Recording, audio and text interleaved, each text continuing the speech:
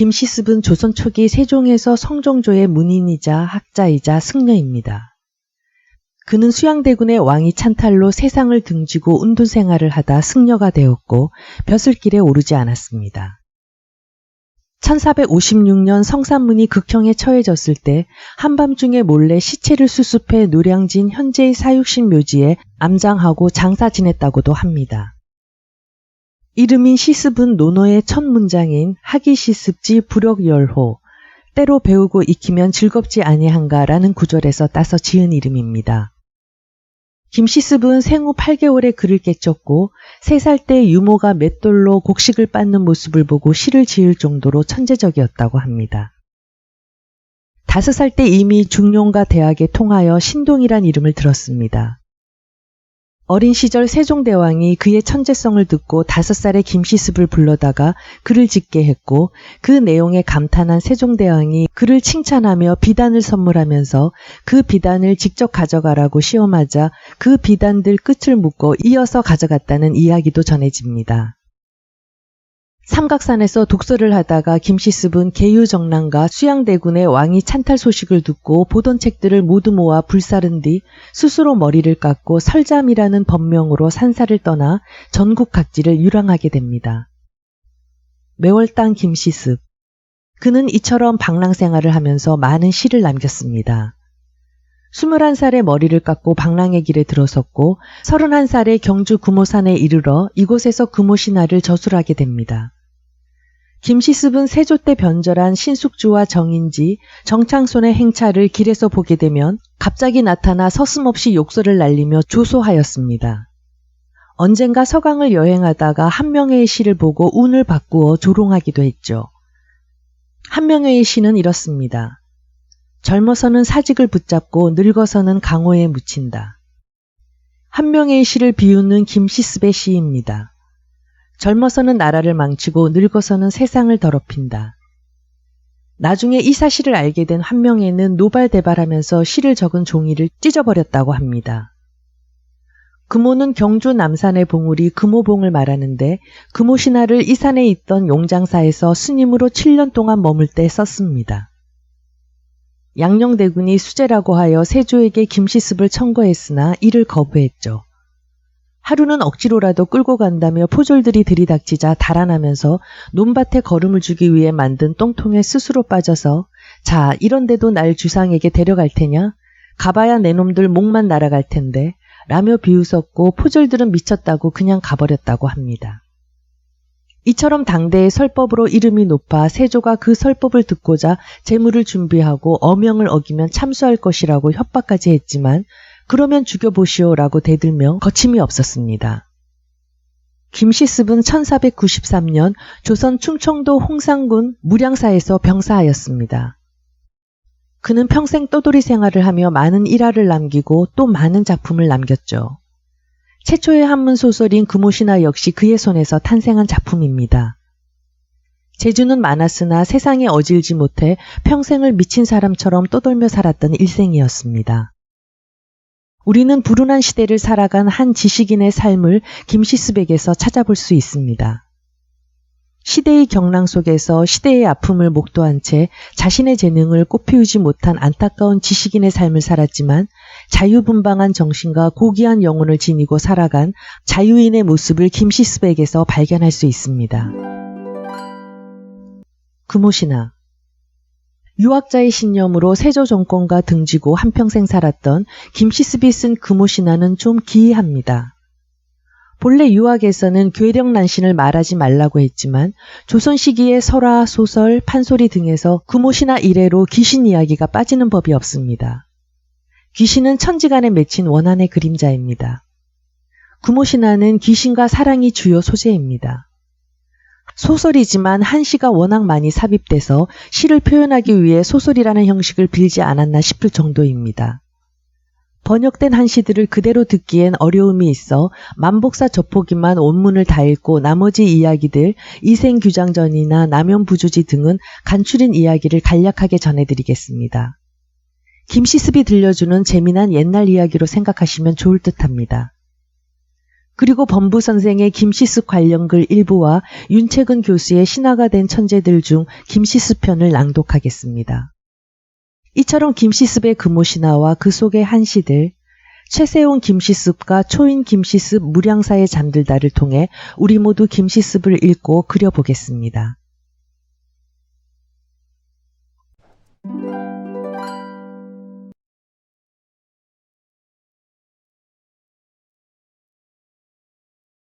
만복사 저포기. 전라도 남원에 살고 있는 양생은 일찍이 어버이를 여윈 뒤 여태껏 장가를 들지 못하고 만복사 동쪽 골방에서 홀로 세월을 보내고 있었다.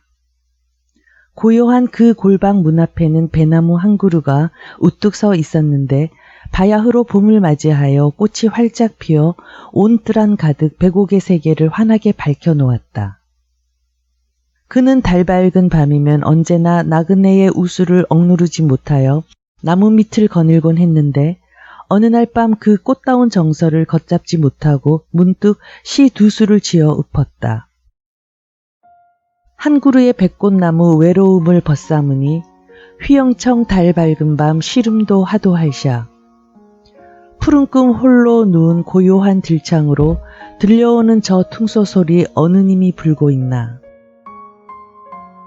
외로운 저 비치는 짝을 잃어 날아가고 오랑도 저 혼자 맑은 물에 논이는데 어느 집 아가씨에게 이 마음 기약두고 두둥실 하염없이 바둑이나 두려면 등불만 가물가물 이내 신세 점치네. 시를 다 읊고 나자 벼랑간 공중에서 이상한 말소리가 들려온다. 진정으로 자네가 좋은 배필을 얻고자 하는데 그 무엇 어려울 게 있으리요. 이 소리를 듣고 난 양생은 속으로 상당히 기뻐하였다. 그 이튿날은 마침 3월 24일이었다. 해마다 이날이 되면 그곳 마을의 많은 청춘 남녀들이 을의 만복사를 찾아 향불을 피우고는 각기 제 소원을 비는 풍습이 있었다. 이날 양생은 저녁에 기도가 끝나자 법당에 들어가서 소매 깊이 간직하고 갔던 저포를 꺼내어 불전에 던지기 전에 먼저 소원의 기도를 하였다. 자비로운 부처님, 오늘 저녁엔 제가 부처님과 함께 저포놀이를 하려고 합니다. 만약에 제가 지면 법연을 차려서 부처님께 갚아드릴 것이고 만일 부처님께서 지시면 반드시 제 소원인 어여쁜 아가씨를 얻게 해 주시옵소서. 축원을 마치고는 즉시 저포를 던지자 과연 그는 소원대로 승리를 얻게 되었다. 그는 매우 기뻐서 다시금 불전에 꿇어앉아 말씀을 드렸다. 부처님이시여, 꽃다운 인연은 이미 정해졌으니 부디 소홀히 하시지 마시옵길 바라옵나이다. 그는 불좌 뒤에 깊숙이 앉아서 동정을 엿보았다.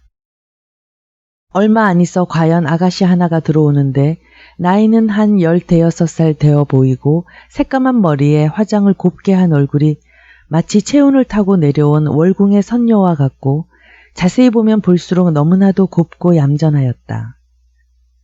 그녀는 백옥 같은 손으로 등잔에 기름을 부어 불을 켜고 향로에다 향을 꽂은 뒤 3번 절을 하고는 꿇어앉아 슬피 탄식하였다.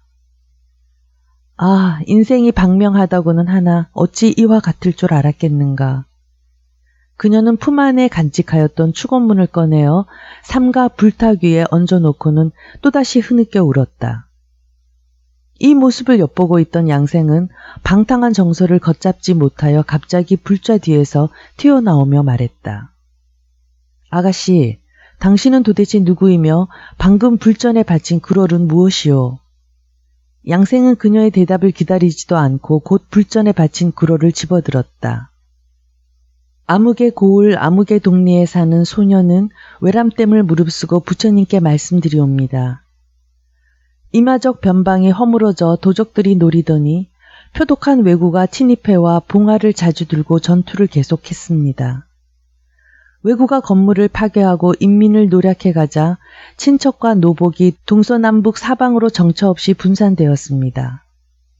이제 버드나무같이 가냘픈 소녀의 몸이라 먼 길 피난하기가 여의치 못하여 깊은 규방에 숨어들어 금석 같은 굳센 정절 더럽힘이 없었건만 야속한 우리 부모 이 여식의 수저를 과히 그르지 않다 여겼기에 벽지에 옮겨두어 초야에 묻혀 살기를 속절없이 3년이라. 달 밝은 가을밤, 꽃피는 봄동산, 들구름 흩날리고 흐르는 물이 처량할 때 그윽한 골짜기에 평생 방명 한숨에 겨워 때때로 님을 그려 채란의 외로운 춤을 슬퍼하였는데 세월이 흘러 계절이 바뀌니 서러운 간장 다 녹이고 혼백마저 흩어졌나이다. 자비하신 부처님이시여 이 소녀를 불쌍히 여기시어 각별히 돌보아 주시옵소서. 인간의 한평생은 수명이 정해져 있고 부부의 100년 가약을 어길 수 없사오니 아무쪼록 꽃다운 배필을 점지해 주시기를 간절히 바라옵나이다. 양생은 이 글을 다 읽고는 얼굴에 기쁨을 가득 띄우고 말했다. 아가씨, 당신은 도대체 어떤 사람이기에 이 밤중에 여기까지 오셨소? 그녀는 대답했다. 저도 역시 사람입니다. 저를 의아한 눈으로 보지 마십시오. 당신은 다만 좋은 배필을 얻으려는 것 뿐이시겠지요? 이때 만복산이 이미 퇴락하여 승려들은 한쪽 구석진 골방으로 옮겨가 있었고 법당 앞에는 행랑만이 쓸쓸히 남아 있었으며 행랑이 끝난 곳에 좁다란 판잣방이 하나 있었다. 양생은 그녀에게 그곳으로 들어가자고 눈짓을 하였다. 그녀도 별로 어렵게 생각하지 않고는 그의 뒤를 따라 들어가 문득 운우의 즐거움을 누렸다. 바야흐로 밤은 깊어가고 달이 동산에 떠올라 그림자가 창을 비추는데 갑자기 창밖으로부터 발걸음 소리가 들려왔다. 그녀가 문을 열고 내다보니 그녀의 수발을 드는 시녀였다. 그녀는 반가워서 물었다. 얘야, 어떻게 여기를 찾아왔느냐? 아이가 말했다. 네, 평소에는 문 밖에도 나가시지 않던 아가씨가 가신 곳이 없어 허둥지둥 찾아 여기까지 오게 되었습니다. 그녀는 말했다. 오늘 일은 결코 우연이 아닌 것 같구나. 높으신 하느님과 자비하신 부처님께서 점지해 주신 덕에 고운님을 맞이하여 100년 해로의 가약을 맺게 되었다. 미처 알리지 못한 것은 예도에 어그러지나 꽃다운 인연을 맺게 된 것은 평생의 기쁨이니 의아하게 생각하지 말고 빨리 돌아가 주연을 갖추어 오너라. 시녀가 지시를 받고 물러간 지 얼마 안 되어 돌아와 뜰에서 잔치를 베푸니 밤은 벌써 사경이 가까웠다. 양생이 가만히 살펴보니 탁상에 놓인 기명은 희맑고 무늬가 없으며 술잔에는 이상한 향기가 풍기는데 아무리 생각해도 인간의 솜씨가 아니었다. 그는 속으로 괴이하게 여겼으나 그녀의 말씨와 웃음이 맑고 얼굴과 몸가짐이 매우 얌전하여 이는 아마도 어느 귀족집 아가씨가 한때의 정서를 걷잡지 못하여 황혼의 가약을 찾아온 것이겠지라고 생각하고는 마음을 진정하였다. 그녀는 양생에게 술잔을 올리면서 시녀에게 곤주가 한 자락을 부르도록 명한 뒤 다시 말했다. 이 아이는 옛날 곡조밖에 부를 줄 모른답니다. 당신이 저를 위하여 노래를 하나 지어 이 아이에게 부르게 하시면 대단히 감사하겠습니다. 이에 양생은 흔쾌히 응낙하고는 곧 만 한 곡 가락으로 한 곡조를 지어 시녀에게 부르게 하였다. 쌀쌀한 찬바람에 명주적삼 흩날리고 애달프다 몇 번이나 향로의 불이 꺼졌더냐. 늦은 산 눈썹에서 가물고 저문 구름 일산처럼 퍼졌을 때 비단장 속에 원앙잎을 누가 와서 논일꼬. 금비녀 반 꽂은 채 퉁소나 불어보세. 더덥구나 저 세월은 어이그리 흘러 봄이라 깊은 시름 둘 곳이 전혀 없고 가물가물 타는 등불 낮은 병풍을 두른 속에 나 홀로 눈물 지어도 그 누가 돌보던고. 아 기쁘도다. 오늘 밤에 봄바람이 소식 전에 첩첩 쌓인 천고의 원한 봄눈같이 다 녹았네. 금누곡 한 가락을 잔을 잡고 멋지게 불러 늦고 온 옛일을 거듭 슬퍼하노라. 노래를 부르고 나자 그녀는 애조를 띠면서 말했다. 당신을 좀 더 일찍 만나지 못한 것이 못내 한스럽지만 그래도 오늘 여기에서 이렇게 만나게 되었으니 어찌 천행이 아니겠습니까? 당신이 저를 진정으로 사랑해 주신다면 비록 미약한 몸이오나 당신과 함께 백년고락을 누려볼까 합니다. 그러나 당신이 저를 버리신다면 저는 이날 이후로 영원히 자취를 감추겠나이다. 양생은 이 말을 듣고 한편으로 놀랍고 다른 한편으로는 고맙게 생각되어 대답했다. 당신의 진지한 마음에 어찌 공명하지 않겠소. 그러고는 그녀의 태도가 범상치 않으므로 그는 유심히 동정을 살폈다. 마침 서쪽 산봉우리에 달이 걸쳐 있고 먼 마을에서 다구는 소리가 들려왔다. 이윽고 절에서 들려오는 새벽 종소리에 날이 새려고 하였다.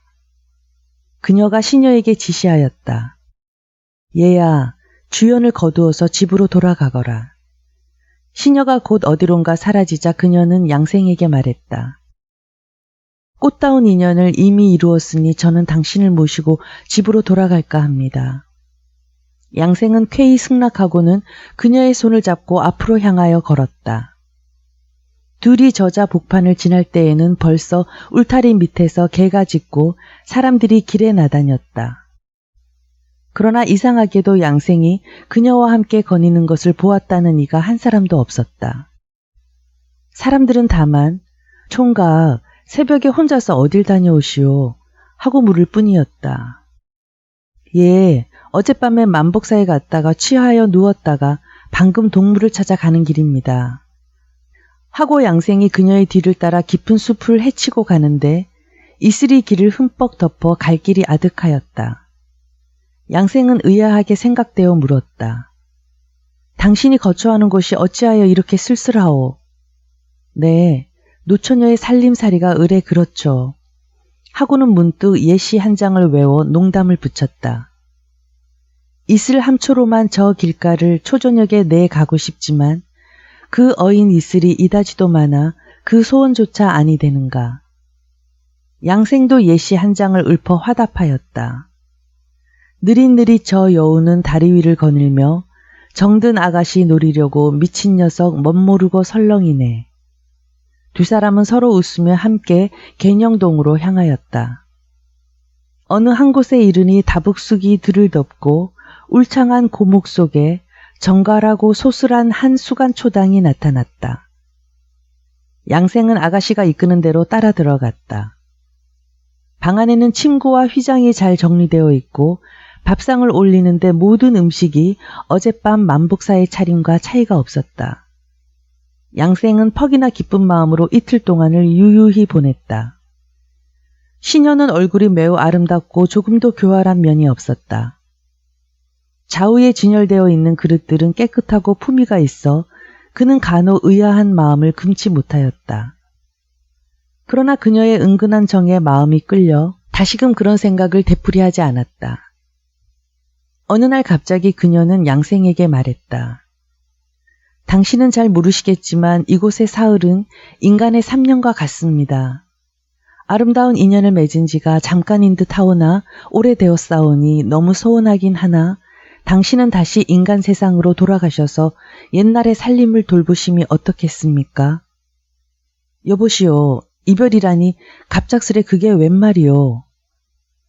오늘 못다 이룬 소원은 내세에 다시 만나 다 이룰 수 있을 것입니다. 그리고 이곳의 예절도 인간과 다름이 없사오니 저의 친척과 이웃 동무들을 만나보고 떠나심이 어떻겠습니까? 그렇게 합시다. 대화가 끝나자 그녀는 시녀를 시켜 친척과 이웃 동무들을 초대하였다. 그날 초대를 받아온 정씨, 오씨, 김씨, 유씨, 네 아가씨는 모두 귀족의 따님들이라 성품이 온유하며 풍류가 소세하고 시문에 능통하였다. 아가씨들은 각각 시 내수식을 지어 그를 전송하게 되었다. 처음 읊기 시작한 정씨는 낭랑한 목소리와 구름 같은 쪽진 머리채가 기밋을 살짝 뒤덮은 매우 활달한 여성이었다. 봄이라 꽃피는 밤 달빛마저 꽃다운데 내 시름 그지없어 달림에 물어보자. 이 몸이 소멸하여 비익조 된다면 푸른 하늘에 님과 함께 날개를 펴고 날리라. 칠등도 캄캄한 채 밤은 어이 깊어 북두성 가로비켜 달빛도 처량할제 슬프도다 저승길을 뉘라서 쫓아오리. 다복한 쪽집머리 단장도 옛일이라.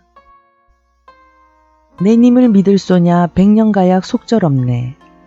봄바람 살랑 불어 베갯머리 스치 누나. 원앙새의 눈물자국 몇 군데나 젖었던고.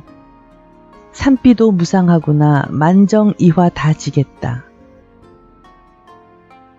꽃다운 청춘이라 하염없이 지내려니 쓸쓸한 이내 마음 밤이 되면 잠 못 이로. 남교에 지나는 객을 님인 줄 모르다니 언제나 좋은 기약 고운님을 만나볼까. 오시는 부드러운 쪽진 머리에 애교를 띤 얼굴로 풍정을 걷잡지 못하여 곧 뒤를 이어 읊었다. 만복사에 향 올리고 돌아오던 밤이더냐. 가만히 던진 저포 소원 무엇이오. 꽃피는 봄 가을달에 그지없는 이 원하는 님 주신 한 잔 술에 적은 덧 다 녹아라. 복숭아 붉은 볼에 새벽 있을 적것만은 그윽한 골짜기라 나비조차 아니오네. 기뻐라 님의 동산 꽃다운 잔치라네. 새 곡조 부르려니 이 술 한 잔 받으시오. 해마다 오는 제비 오늘도 날 것만은 어떻다 님의 소식 애끓는 줄 몰라라. 불어올선 저 부용은 꼭지나마 나란히 지당에 밤이 들째 함께 목욕하는구나. 푸른산 섬돌 위에 높이 솟은 다락 하나. 열리지에 열린 꽃은 해마다 불 것만은 어이타 인생 백년 저 꽃과 같지 않아 한많은 이 청춘은 눈물만 고이느뇨. 김씨는 얼굴빛을 바르게 하고 위험 있는 모습으로 붓을 잡더니 앞에 읊은 두시의 음탕함을 책망한다. 오늘 모임에는 다만 이 좌석의 직흥을 읊을 따름이온데 어찌 각자의 방탕한 정서를 베풀어 처녀의 정조를 이루며 저 귀하신 손님으로 하여금 이 소식을 인간에 전하려 합니까? 말을 마치고는 곧 낭낭한 목소리로 읊었다. 밤 깊어 오경이라 접동새 슬피 울고 북두성 비껴 은하수 아득할제 애끓는 옥퉁소 다시는 불지 마오. 한가한 이 풍경 속이니 알까 두렵네. 흐뭇하도록 부으리라 금잔에다 익은 술을 취하도록 받으시오. 술이 많다 사양마오. 내일 아침 저 동풍이 사납게 불어오면 한 토막 푸른 꿈을 내 어이하려는지. 초록빛 얇은 솜에 부드럽게 들이우고 풍류겨워 잔 잡으니 한 잔 부어 또 한 잔을 많은 흥취 다할 소냐 님 여의지 마옵소서. 다시금 새로운 말로 새 곡조를 지으리라. 구름 같은 파란 머리 진토된 지 몇 해던가. 그립던 님을 만나 오늘 한번 운노매라. 신기하다 자랑마소 운우의 좋은 꿈을 풍류스러운 그 이야기 속이니 알까 두렵구나. 유씨는 얼굴이 비록 화려하지는 못하나 깨끗한 소복을 입었으며 일찍이 귀중의 모훈을 받은 여성으로 조용히 침묵을 지키다가 자기 차례가 되자 한번 살짝 웃고는 시를 읊기 시작하였다. 금석같이 굳은 정조 지켜온 지 몇 해던가. 옷 같은 고운 얼굴 구천에 깊이 묻혀 그윽한 봄밤이면 월공항아 벗을 삼아 개수나무 꽃그늘에 홀로 졸고 있었구나. 우습구나 도리화는 봄바람도 좋다마는 어이하여 남의 동산 임자 없이 날고 있나. 한평생 이내 절개 가실 줄이 있으랴. 백옥 같은 나의 마음 더러워질까 두렵도다. 연지도 싫으련만 머리는 다북 숙이고 향내 감춘 경대 속엔 있기조차 필요하네. 어주버 오늘 아침 남의 집 잔치에 가 머리 위에 붉은 꽃을 보기만 해도 부끄러워라. 기뻐라 아가씨여 그립던 님을 맞아. 백년해로 꽃답구나 하늘이 정한 이 인연을 원로의 붉은 실에 금슬 더욱 자별하여 비논이 두 분이여 양홍맹광 되옵소서. 그녀는 유씨가 읊은 시의 마지막 장을 듣고 문득 감사의 뜻을 표하며 앞으로 나오면서 저도 비록 보잘것없는 몸이오나 자획은 분별할 정도니 어찌 홀로 아무런 소감이 없겠습니까 하고는 곧 시 한 편을 지었다. 개녕동 깊은 골에 꽃잎은 피고 지고 봄시름 움켜안고 한숨만 못 내겨워. 아득한 초협 구름 속에 고운님 여의고는 상강 대바 속에 눈물을 뿌리더니 갱강 따뜻한 날 원앙은 쌍을 찾고 푸른 하늘 구름 거쳐 빛이 새 논이는가. 니마 매듭시다 굳고 굳은 동심결을 비논이 비담 부채는 맑은 하늘 원망 마오. 양생은 원래 문장에 능통한 제사였지만 그들의 시법이 맑고 의문이 항양함을 보고 칭찬을 아끼지 않더니 곧 이어서 시 한 편을 지어 화답하였다. 이 밤이 어떠한 밤인가. 고운님을 기뻐 맞았네. 꽃처럼 아리따운 얼굴, 앵두처럼 새빨간 입술. 여기에 문장이란 더욱 교묘하구나. 아마도 천고의 짝이 드물리라. 직녀 아시 북 던지고 인간에 내렸는가. 월궁항아는 공의를 버리고 이곳을 찾았구나. 말쑥하게 꾸민 단장 술잔을 드날린다. 운우의 즐거움은 익숙하지 못할 망정 술 마시고 시 읊으니 유쾌함이 한없구나. 기뻐라 내 짐짓 복례섬을 찾아들어 신선이 여기 있느냐 풍류도를 만났구나. 이름난 술잔에 술이 가득 찼고 금향로에 안개 피어 배곡상 솟은 앞에 매운 향내 나부끼고 푸른 비단 쑥설간에 실바람이 살랑살랑. 어즈버 님을 모셔 이 잔치를 열게 되니 하늘엔 오색 구름 더욱 찬란하여라. 아 님이시여 옛일을 생각하라. 문소는 채란을 사랑했고 장석은 난향을 만났다오. 인생의 어우름도 반드시 인연이라. 마땅히 잔을 들고 해로하기로 맹세하리라. 님이시여 가벼이 말씀마오. 가을철의 부채라니 웬 말이오. 저승에서 거듭 만나 100년가량 맺어두고 아침꽃 저녁달에 끊임없이 논이려오. 술을 다 마시고 나서 서로 헤어질 때가 되었다. 그녀는 은잔 하나를 꺼내어 양생에게 주면서 말했다. 내일 제 부모님께서 저를 위해서 보련사에서 음식을 베푸실 것입니다. 당신이 저를 진정으로 버리지 않으신다면 도중에 기다렸다가 함께 부모님을 뵙는 것이 어떻겠습니까? 양생은 대답했다. 예, 그렇게 하겠소. 하고는 양생은 이튿날 그녀의 말대로 은잔을 가지고 보련사로 가는 길가에 기다렸다. 과연 어떤 귀족 양반 한 분이 딸의 대상을 치르려고 수레와 말이 길에 잇달리게 보련사를 향하여 가는 것이었다. 그 양반을 따르는 마부는 뜻밖의 한 서생이 은잔을 갖고 서 있는 것을 보고는 주인에게 여쭈었다. 우리 아가씨 장례 때 무덤 속에 같이 묻었던 은잔을 벌써 어떤 사람이 훔쳐서 인간 세상에 나타나게 되었나이다. 주인 양반이 묻는다. 그게 무슨 말이냐? 마부가 대답했다. 예, 저 서생이 가진 것을 보십시오. 양반은 타고 가던 말을 즉시 멈추고 양생에게로 가까이 다가가 은잔을 갖게 된 경위를 물었다. 양생은 그 전날 여인과 약속했던 일을 빠짐없이 그대로 이야기하였다. 그 양반은 놀랍고 의아하여 한참을 멍하니 서 있다가 이윽고 입을 열었다. 내 팔자가 불행하여 슬하에 오직 여식 하나밖에 없었는데 외구의 난에 그마저 빼앗기고는 마치 정식으로 장례를 치르지 못하고 갱영사 곁에 묻어두고는 머뭇거리다가 지금에까지 이르렀네. 그러다 보니 오늘이 벌써 대상인지라 부모된 도리로 보련사에서 제나 베풀어 볼까 해서 가는 길이네. 자네가 정말 그 약속대로 하려면 조금 더 의아하게 생각지 말고 여식을 기다려서 함께 오게. 말을 마치고 양반은 먼저 보련사로 향하였다.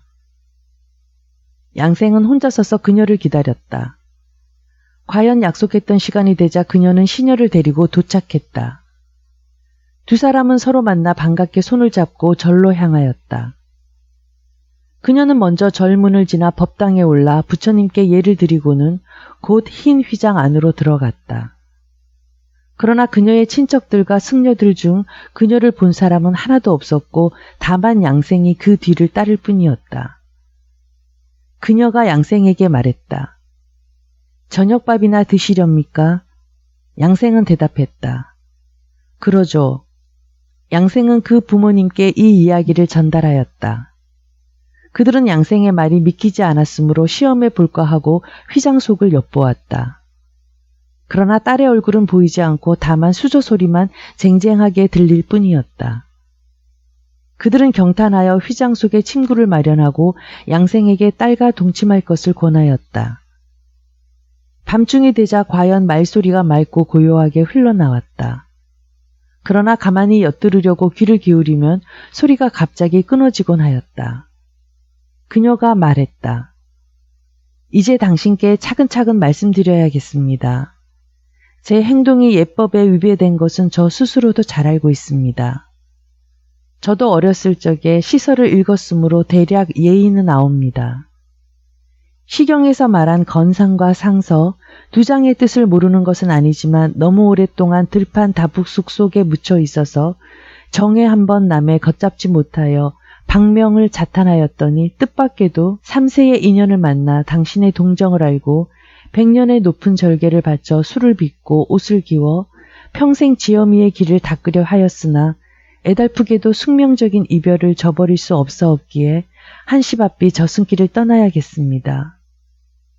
운우는 양대에서 개고 오작은 은하에 흩어짐에 이제 한번 하직하면 훗날을 기약할 수 없사오니 헤어짐에 임하여 아득한 정에 무엇라 말씀드리겠나이까. 그녀는 소리를 내어 울었다. 이윽고 사람들이 그녀의 영혼을 전송하였다.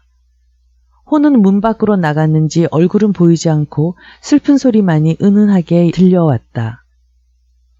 저승길이 바쁘도다. 이별이란 웬일이요.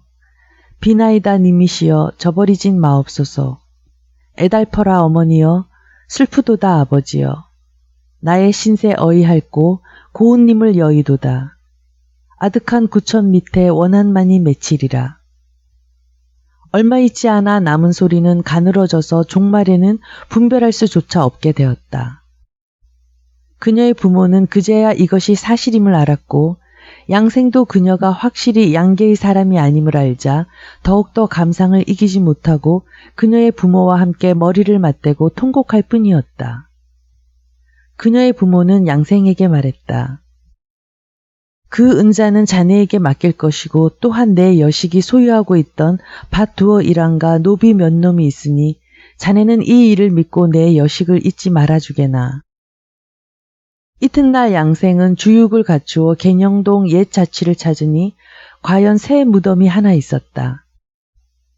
양생은 제전을 차려 슬피 울면서 지전을 불사르고 정식으로 장례를 치른 뒤 조문을 지어 읽었다. 아, 님이시여. 당신은 어려서부터 성품이 온순하였고 자라서는 얼굴이 예뻐서 자태는 서시 같고 문장은 숙진을 능가하며 방문 밖에 나가지 않고 가정 모훈을 항상 받았었소. 난리를 겪었어도 정조를 지켰는데 왜구를 만나 생명을 잃었소. 황량한 다북 속에 몸을 의탁하여 밝은 날 피는 꽃에 마음이 슬펐소. 봄바람에 접동새는 슬피 울고 가을철 비단 붓에 무종도 하였소. 어젯밤에 님을 만나 기쁨을 얻어 비록 유명을 달리했을지라도 실상 운우의 즐거움을 같이 하였소. 장차 100년해로 하려 하였는데 벼랑간 이 웬 이별이란 말이오. 사랑하는 님이시여, 당신은 응당 달나라에서 난조를 타고 무산의 비가 되오리다. 땅이 암암하여 돌아온다는 희망은 없고 하늘은 막막하여 바라기도 어렵구려. 집에 들어오면 어이없어 말 못하고 밖에 나오면 아득하여 갈 데가 없구려. 휘장을 헤칠 때마다 눈물 겹고 술을 부을 땐 더욱 마음이 아프다오. 얼굴이 보이는 듯하고 목소리가 들리는 듯 아 슬프도다.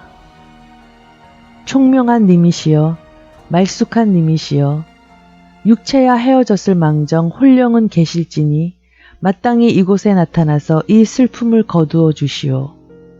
비록 사생이 다를지라도 아마 님은 이 굴월에 감동할 것이라 믿소.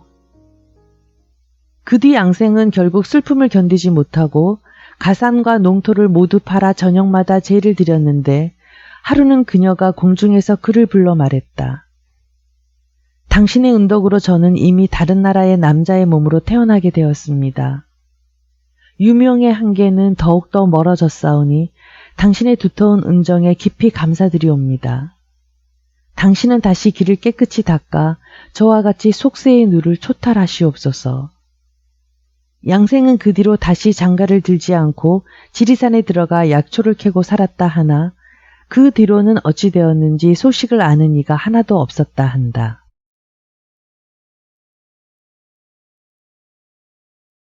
이생규장전. 개성 낙타교 밑에 이생이라는 18살 된 총각이 살고 있었다. 낙타교는 고려 태조 때 거란이 낙타 50피를 바치자 태조는 받지 않고 이 다리 밑에 메어두었는데 낙타가 모두 굶어 죽어 낙타교라 이름 붙였다. 그는 얼굴이 말끔하고 재주가 비범하여 학문의 뜻이 있어 일찍이 성균관에 다닐 때 길가에서도 부지런히 글을 외우곤 하였다. 마침 선중리에 최랑이라는 귀족집 처녀가 살고 있었는데 나이는 16세쯤 되었고 태도가 아름답고 수놓는 데 익숙하며 시문에 능통하였다. 동네 사람들은 시를 지어 두 사람을 찬미하였다. 풍요롭구나 이 총각, 아름다워라 최처녀. 그 재주와 그 얼굴 그 누가 찬탄치 아니하리. 이생이 책을 옆에 끼고 학교에 갈 때에는 반드시 최랑의 집 북쪽 담 밖으로 지나가게 되었다. 하늘하늘한 수양버들이 그 담을 둘러싸고 있었다.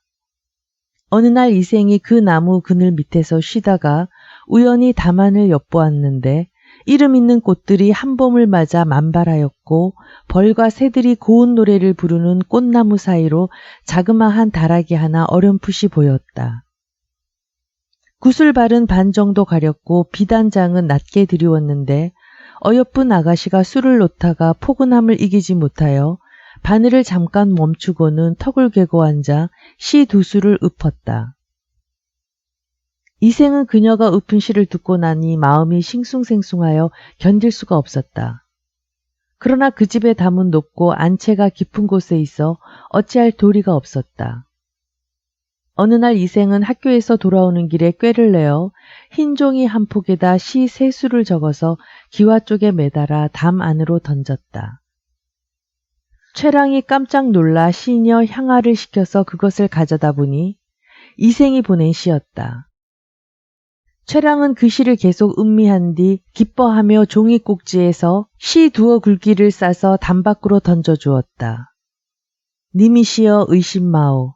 황혼가약 정합시다. 이생은 이 시 중에 언약과 같이 날이 어두워지자 최랑의 집을 찾아갔다. 복숭아꽃 가지 하나가 갑자기 담 위로 휘어져 내려오며 어릿어릿 그림자가 나타났다. 이생이 가만히 살펴보니 그네줄에다 대바구니를 메어서 늘어뜨렸는지라 곧 그 줄을 잡고 담을 넘어 들어갔다. 때마침 동산에는 달이 떠오르고 꽃나무 가지의 그림자가 땅에 드리워졌다. 이생은 기쁘면서도 한편으론 그동안의 비밀이 탄로날까 두려워 머리카락이 쭈뼛섰다. 그는 좌우를 둘러보았다. 최랑은 꽃돌기 속 깊숙이 파묻혀 앉아 향아와 함께 꽃을 꺾어다 머리 위에 꽂으며 이생을 보고는 방긋이 미소 지으며 시 몇 구를 읊었다. 복숭아 가지 속은 꽃이 피어 화려하고 원앙새 베개 위는 달빛이 곱구나. 이생이 뒤를 이어 읊었다. 이 다음에 어쩌다가 봄 소식이 누설된다면 무정한 비바람에 더욱 가련하리라. 최랑은 곧 얼굴빛을 바꾸며 말했다. 저는 당신과 함께 끝까지 부부가 되어 영원한 행복을 누리려 하였는데 당신은 어찌하여 갑자기 그런 말씀을 하십니까? 저는 비록 여자의 몸이지만 이 일에 대하여 마음이 태연한데 하물며 대장부의 의기로 그런 염려까지 하겠나이까? 나중에 만일 귀중의 비밀이 누설되어 부모님께 꾸지람을 듣는다 하더라도 저 혼자 책임을 지겠습니다. 그녀는 향아에게 방으로 가서 술과 과일을 가져오라고 했다. 향아는 명에 따라 가버렸다. 온 집안이 고요하고 인기척이 없자 이생은 최랑에게 물었다. 이곳은 어딥니까? 네, 뒷동산의 작은 다락 밑입니다. 저희 부모님께서는 무남 동료인 저를 유난히 귀여워하셔서 연못 가운데 이 집을 지어주시고 봄이 되어 온갖 꽃들이 만발하면 향아와 함께 즐겁게 놀도록 하신 것입니다. 부모님이 계신 곳은 여기서 가깝지 않아 비록 웃음소리가 크더라도 잘 들리지 않을 것입니다. 하고 이생에게 술 한 잔을 권하며 시 한 편을 읊는다. 이생은 곧 서슴지 않고 화답하였다. 주연이 끝나자 그녀는 이생에게 말했다. 오늘의 일은 분명히 작은 인연이 아니오니 당신은 저와 함께 100년의 기쁨을 이룩하는 것이 어떻겠습니까? 그녀는 곧 북쪽에 있는 들창 속으로 들어갔다. 이생이 그녀의 뒤를 따라 사다리를 타고 오르니 작은 다락이 하나 나왔다.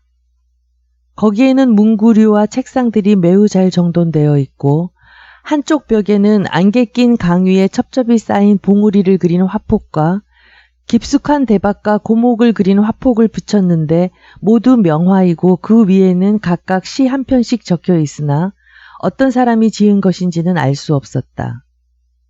한쪽 벽에는 사시경 각각 4수를 붙였는데 역시 어떤 사람의 글인지는 알 수가 없고 글씨는 원나라 서화가 조맹부의 것을 본받아 자체가 매우 곱고 단정하였다. 한쪽에는 또 별당이 한 채 있는데 매우 깨끗하고 장 밖에는 사향을 태우는 냄새가 풍기고 촛불은 대낮처럼 환하게 밝혀 있었다. 이생은 그녀와 더불어 즐거움을 만끽하며 며칠 동안 유숙하였다. 어느 날 이생은 최랑에게 말했다. 옛 성인의 말씀에 어버이 계시오면 나가 놀더라도 반드시 일정한 방향이 있을 것이라고 하였는데 이제 내 어버이를 떠나온 지 벌써 사흘이 지났으니 어버이께서 응당 문에 비겨 바라실 것이오니 어찌 인자에 도리라 하겠소. 그녀는 곧 이생이 돌아가는 것을 응낙하였다. 이런 일이 있고부터 이생은 저녁마다 그녀를 만났다. 어느 날 저녁 이생의 아버지가 그에게 꾸지람을 내렸다. 내가 아침 일찍 집을 나가 날이 저물어야 돌아옴은 옛 성인의 참된 말씀을 배우려 함이었는데 이제는 황혼에 나가서 새벽에야 돌아오니 이게 어찌된 일이냐. 분명 못된 아이들의 행실을 배워 남의 집 담장을 뛰어넘어 다니는 것이렸다. 이런 일이 남의 눈에 띄면 남들은 모두 내가 자식을 엄하게 가르치지 못했다고 책망할 것이요. 또 그 처녀도 만일 양반집 규수라면 너 때문에 문호를 더럽힐 것이니 남의 집에 죄를 지음이 적지 않을 것이다. 어서 빨리 영남 농촌으로 내려가 일꾼을 데리고 농사일을 감독하거라. 그리고 내 명령이 있기 전에는 함부로 올라오지 말아라. 아버지는 그 다음날 바로 아들을 울주로 내려보냈다. 최랑은 매일 저녁 화원에서 이생을 기다렸으나 몇 개월이 지나도록 그림자도 보이지 않았다. 혹시 그가 병이 나지 않았나 하고 향화를 시켜서 가만히 이생의 이웃사람에게 물어보니 이웃사람이 대답했다. 어머나, 이도령은 그 아버지께 꾸지람을 듣고 영남 농촌으로 내려간 지 벌써 여러 달이 되었다오. 이 소식을 들은 최랑은 침상 위에 쓰러져서는 일어나질 못하였다. 그리고는 음식도 안 먹고 말조차 하지 않아 얼굴이 점점 초라해졌다. 그녀의 부모는 놀라서 병의 증세를 물었으나 그녀는 아무런 말도 하지 않았다. 그러다가 하루는 우연히 옆에 있는 대바구니를 들추다 딸이 이생과 함께 주고받은 시를 보고는 그제야 무릎을 치면서 말했다. 아, 잘못하였으면 귀중한 딸을 잃을 뻔했구나. 그녀의 부모는 곧 딸에게 물었다. 도대체 이생이란 사람이 누구냐? 다 털어놓고 얘기해보거라. 일이 여기에 이르자 최랑은 더 이상 숨기지 못하고 목소리를 간신히 내어 부모님께 솔직히 고백하였다. 은덕이 깊으신 아버님 어머님께 어찌 숨기겠습니까? 다름이 아니오라 남녀간의 애정은 인간으로서는 소홀히 여기지 못할 일입니다. 그러므로 옛글에도 이에 대한 찬미나 우려의 말씀이 한 가지가 아니었습니다. 제가 연약한 몸으로 나중일을 생각지 않고 이런 과오를 범하여 방탕한 행실이 더욱 나타나 남들의 웃음을 사게 되었습니다.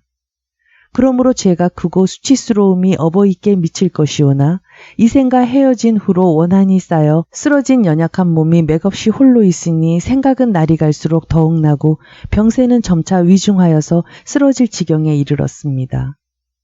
하오니 부모님께서 제 소원을 이루어 주신다면 남은 목숨을 보존할 것이 없고 그렇지 않으면 비록 죽어서라도 지하에서 이 생을 따르기로 맹세하고 다른 문정에는 오르지 않겠나이다. 그녀의 부모는 이미 그 뜻을 짐작하고 다시는 병의 중세도 묻지 않고 마음을 달래어 안정시키고는 중매의 예를 갖추어 이 씨에게 보내었다. 이 씨는 먼저 최 씨의 문벌을 물은 뒤에 말했다.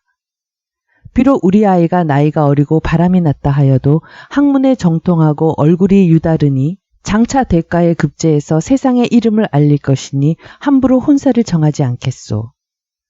중매인은 곧 돌아와 이 말을 최 씨에게 전하였다. 최 씨는 다시 중매인을 이 씨에게 보내었다. 들리는 말에 의하면 귀대계 도령은 재화가 뛰어나다 하니 비록 지금 몹시 공공할지라도 장래엔 반드시 현달할지니 빨리 만복의 날을 정하는 것이 어떻겠습니까? 예, 나도 어려서부터 학문을 연구하였는데 나이가 들어도 업을 이루지 못하여 노비들은 흩어지고 친척들도 돌봐주지 않아 삶이 곤란하온데 귀족댁에서 무엇을 보고서 가난한 선비를 취하겠소.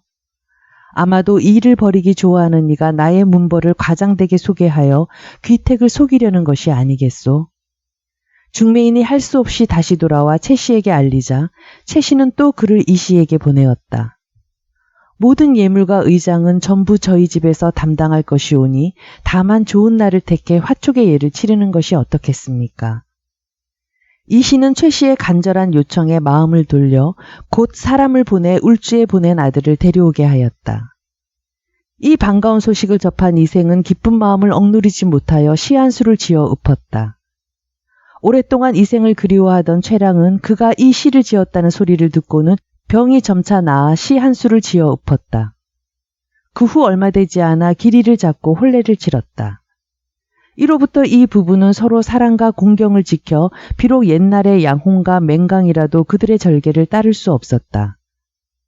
그 다음 해에 이생은 대가를 거쳐 높은 벼슬에 올라 이름을 세상에 날렸다. 이윽고 신축년 고려 공민왕 10년 1361년에 홍건적이 서울을 노략하자 상감께서 안동으로 옮겨가셨다. 놈들이 건물은 파괴하고 사람과 가축을 전멸시키므로 그들의 가족과 친척들이 동서로 분산되었다. 이때 이생은 가족과 함께 산골에 숨어 있었는데 도적 하나가 칼을 들고 뒤를 쫓아오는지라 그는 겨우 도망하여 목숨을 구했으나 최랑은 도적에게 잡혀 정조를 빼앗길 처지에 이르자 크게 노하여 소리질렀다. 이 창기놈아, 나를 먹으려고 하느냐? 내가 차라리 죽어서 승량이 1위의 밥이 될지언정 어찌 돼지 같은 놈에게 이 몸을 주겠느냐. 놈은 종말에 그녀를 무참하게 죽여버렸다. 이생은 온 들판을 헤매고 다니다가 도적들이 이미 없어졌다는 소식을 듣고 고향을 찾아갔다. 자기 집은 이미 병화로 인해 없어졌다. 최랑의 집에 이르니 쓸쓸하고 그 주위에 쥐들이 우글거리고 새들의 울음소리만 들릴 뿐이었다. 이생은 슬픈 마음을 견디지 못하여 작은 다락 위에 올라가 눈물을 삼키며 한숨을 깊이 쉬고는 날이 저물 때까지 우두커니 앉아 옛일을 회고하니 모든 게 꿈만 같았다. 밤중이 되어 달빛이 들보를 비추자 낭하에서 발걸음 소리가 점점 가깝게 들려와 깜짝 놀라보니 옛날의 최랑이었다. 이생은 그녀가 죽은 것을 알고 있었으나 워낙 유다른 사랑이라 의아하게 생각지 않고 물었다. 당신은 어디로 피난하여 생명을 보존하였소? 최랑은 그의 손을 잡고 통곡하며 말했다. 저는 원래 귀족의 딸로서 어릴 때 모훈을 받아 수 놓는 일과 침선에 열심이었고 시서와 예의를 배워 단지 귀중의 예법만 알고 그 외의 다른 일은 잘 알지 못하였습니다. 그런데 어느 날 당신이 복숭아 핀 담 위를 엿보셨을 때 저는 스스로 벽해의 구슬을 들여 꽃 앞에서 한 번 웃고 평생의 가약을 맺었습니다. 또한 깊은 휘장 속에서 거듭 만날 때마다 정이 100년을 넘쳤습니다. 여기까지 말을 하고 나니 슬프고 부끄러운 마음 금할 길이 없군요. 장차 100년 해로의 낙을 누리려 하였는데 뜻밖의 횡액을 만나 끝까지 놈에게 정조를 잃지는 않았으나 육체는 진흙탕에서 찢겨 싸웁니다. 절개는 중하고 목숨은 가벼워 해고를 들판에 던졌으나 혼백을 의탁할 곳이 없었습니다. 가만히 옛일을 생각하면 온통한들 어찌하겠습니까? 당신과 그날 깊은 골짜기에서 하직한 뒤 저는 속절없이 짝이른 새가 되었던 것입니다. 이제 봄빛이 깊은 골짜기에 돌아와 저의 환신은 이승에 다시 태어나서 남은 인연을 맺어 옛날의 굳은 맹세를 결코 헛되게 하지 않으려 하는데 당신 생각은 어떠하십니까? 이생은 매우 기뻐하며 감사히 여겨 대답했다. 이것이 원래 나의 소원이오. 둘은 재미있게 말을 주고받았다. 이생은 또 물었다. 그래, 모든 가사는 어찌 되었소? 예, 하나도 잃어버리지 않고 골짜기에다 묻어두었습니다. 그럼 우리 두 분 어버이의 유골은 어찌 되었소? 하는 수 없이 어떤 곳에 그냥 버려두었습니다. 두 사람은 이야기를 마친 뒤 함께 취침하여 즐기니 기쁜 정은 옛날과 조금도 다를 바 없었다. 그 이튿날 그들은 옛날 함께 살았던 곳을 찾아갔다. 그곳에서 금은 제보를 찾고 또 그것을 팔아 부모의 유골을 거두어 오간산 기슭에 합장하였다. 장례를 치른 뒤 이생이 벼슬을 하지 않고 채랑과 함께 살림을 차리니 뿔뿔이 흩어졌던 노복도 점점 모여들었다. 이생은 그 후로는 인간의 모든 일을 다 잊어버리고 심지어는 친척 빈객의 방문과 기륭 대사를 모두 제쳐놓고 문을 굳게 닫고 채랑과 함께 식구를 차수하며 몇 해 동안 금슬을 누렸다. 어느 날 저녁에 채랑은 이렇게 말했다. 세상 일이 하도 덧없어 세 번째의 가약도 이제 머지않아 끝나게 되오니 한없는 이 슬픔을 또 어찌하오리까. 그게 무슨 말이오? 저승길은 피할 수 없는 길입니다. 저와 당신은 하늘의 인연이 정해져 있고 또한 전생에 아무런 죄악도 없으므로 이 몸이 잠깐 당신과 만나게 되었사온데 어찌 인간 세상에 오래 머물러 산 사람을 유혹할 수 있겠습니까? 이야기가 끝나자 그녀는 향하를 시켜서 술과 과일을 드리고 옥루춘 한 가락을 불러 이생에게 술을 권하였다. 난리풍상 몇 해인가 옷같이 고운 얼굴, 꽃같이 흩어지고 짝이른 원앙이라. 남은 해골 굴러굴러 그 뉘라서 묻어주리. 핏두성이 된 호는 하소연할 곳도 없네. 슬퍼라 이내 몸은 무산선녀 될 수 없고 깨진 거울 이제 거듭 나누려니 이제 하직하면 천추의 한이로다. 망망한 천지 사이 음신조차 막히리라. 노래를 부르는 동안 눈물이 흘러내려 곡조를 거의 이루지 못하였다. 이생도 슬픔을 걷잡지 못하여 말했다. 내가 차라리 당신과 함께 지하로 돌아갈지언정 어찌 무료하게 여생을 홀로 보존하겠소. 홍건적 난리를 치른 뒤 친척들과 노복이 흩어지고 돌아가신 부모님의 유골이 들판에 버려졌을 때 당신이 아니었다면 누가 가르쳐 주었겠소. 옛 성인의 말씀에 어버이 계실 적에 예로 섬길 것이며 돌아가신 후에도 예로 장사할 것이라 하였는데 이제 당신이 모두 실천하였으니 내 감사의 뜻을 아끼지 않으리다. 아무쪼록 당신은 인간 세상에 오래 살아 100년의 행복을 누린 뒤에 나와 같이 진토가 되는 것이 어떻겠소. 당신의 명수는 아직 많이 남았고 저는 이미 귀신의 명부에 실렸사오니 만약 굳이 인간의 미련을 가지면 명부의 명령에 위반되어 저에게 죄가가 미칠 뿐만 아니라 당신에게도 누가 미칠까 염려됩니다. 단지 제 해골이 아직 그곳에 흩어져 있사오니 은혜를 거듭 베푸시어 사체를 거두어 주시면 더욱 감사하겠나이다. 말을 마치자 그녀의 육체는 점점 사라져 종족을 감추어 버렸다. 이생은 그녀의 말대로 해골을 거두어 부모의 묘 옆에다 장사 지낸 후 병이 나서 몇 개월 만에 세상을 떠나고 말았다. 이 이야기를 들은 모든 이들은 감탄하며 그들의 아름다운 절개를 칭찬하지 않을 수 없었다고 한다. 취유부벽정기. 주인공 홍생은 개성의 부호로 나이가 젊고 얼굴이 잘생기고 글 잘하는 선비이다.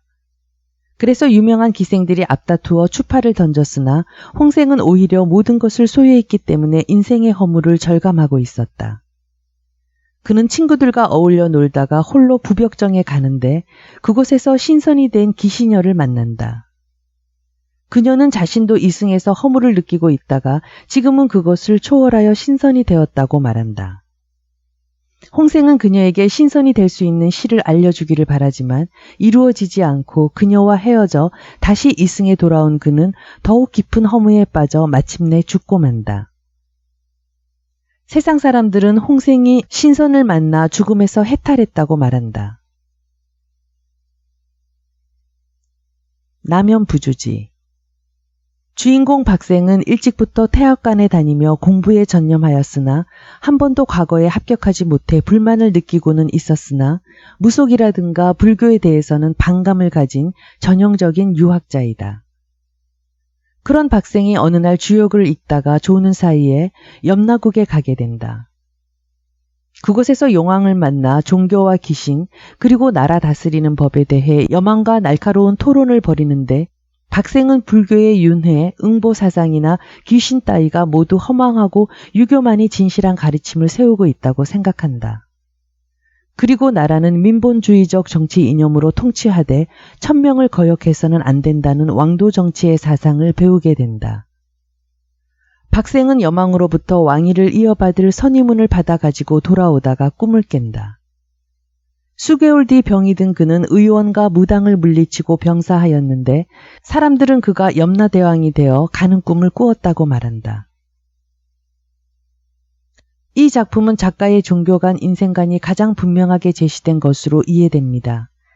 우주를 달관하는 음양 귀신관을 비롯해 군자와 소인에 대한 담론, 위정자들의 정치적인 득실에 이르기까지 작가의 평소 생각이 논리정연하게 나타나 있습니다. 또 이 남연부주지에는 여주인공이 등장하지 않는 것도 특징입니다. 용궁부연로. 고려 때 한생이란 선비가 살고 있었는데 젊어서는 시문에 능하여 조정에까지 이름이 알려졌다.